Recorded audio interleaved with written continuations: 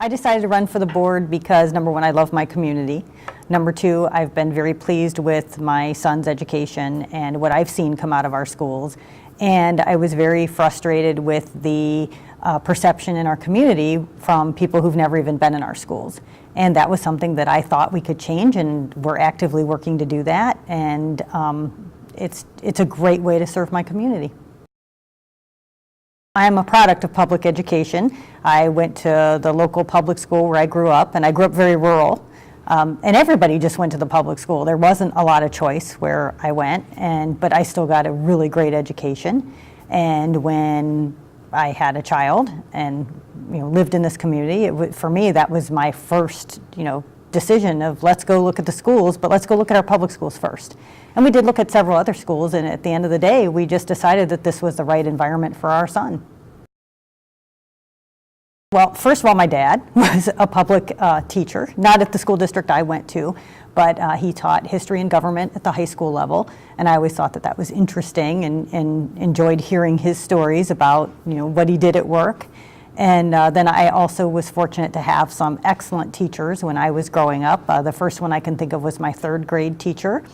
She really pushed us. She was the first teacher that I think took an interest in differentiated education and made sure that she was meeting everybody at their needs.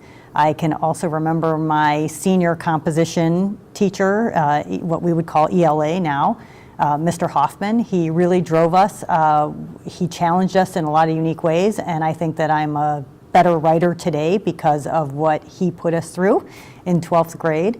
And I had an excellent chemistry teacher also in high school, Mrs. Ellenberger, and she just challenged us in unique ways as well.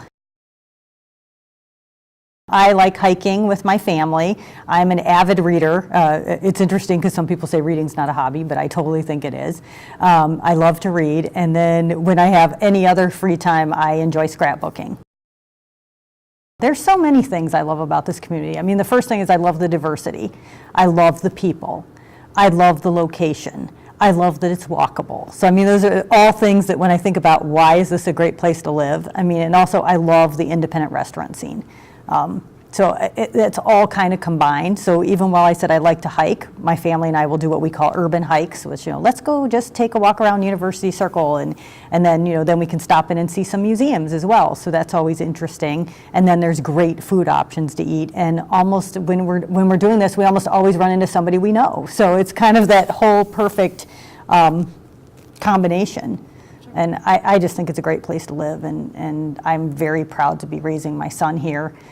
It's such a different experience than I had growing up, where I lived in a very homogenous community, to move to a community that has such diversity and such a strength. And I think it really prepares my son for the real world and what he will encounter, because you can't grow up in a bubble.